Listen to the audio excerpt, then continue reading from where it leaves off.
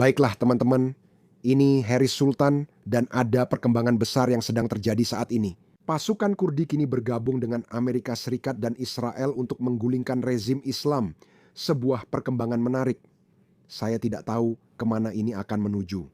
Apa hasil akhirnya menurut Kurdi?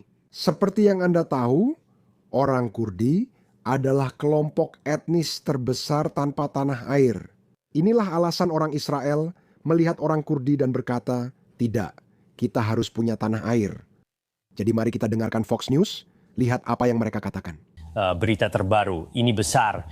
Seorang pejabat Amerika Serikat mengatakan kepada Fox bahwa ribuan orang Kurdi Irak telah melancarkan serangan darat di Iran. CIA sudah mempersenjatai mereka sejak perang 12 hari.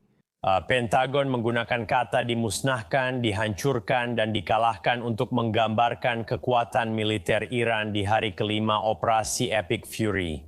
Bersama Presiden Trump membanggakan keberhasilan operasi tersebut. Sekarang kita berada di posisi kuat dan kepemimpinan mereka cepat runtuh. Semua orang yang ingin jadi pemimpin lalu tewas. Dan ini adalah hal yang luar biasa, benar-benar luar biasa yang sedang terjadi. Rudal-rudal mereka dihancurkan dengan cepat, peluncuran mereka juga dihancurkan. Mereka menyerang tetangga mereka. Mereka menyerang dalam beberapa kasus sekutu mereka atau yang belum lama ini adalah sekutu.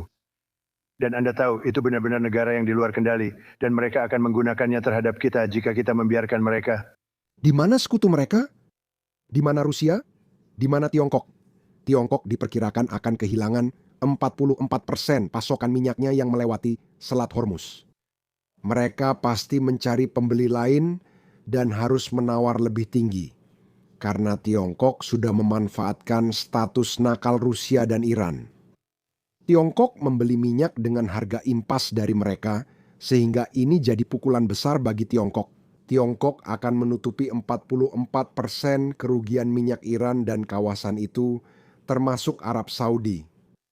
Namun, Tiongkok harus membeli dengan harga jauh lebih tinggi saat ekonominya sedang kurang baik.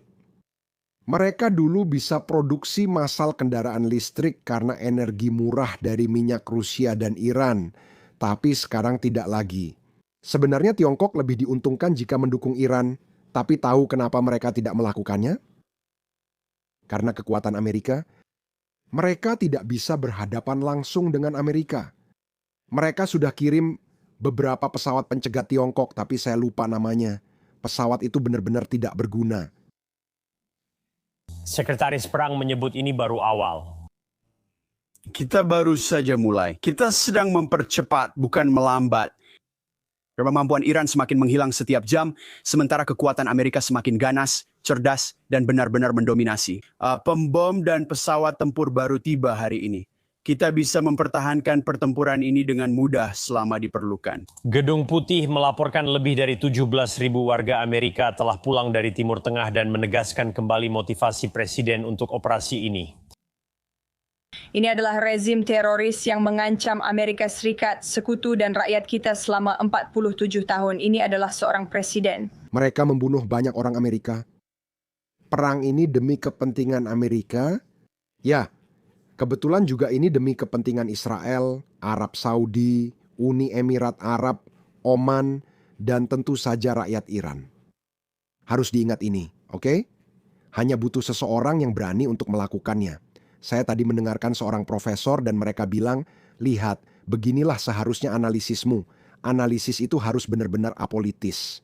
Mereka bilang, setiap presiden sejak Ronald Reagan bisa saja berperang dengan Iran karena rezim Islam Iran anti-Amerika. Saya akan tunjukkan cuplikannya. Negara saya kini Republik Islam yang menentang Amerika, Saudi, Israel, dan negara Arab lainnya.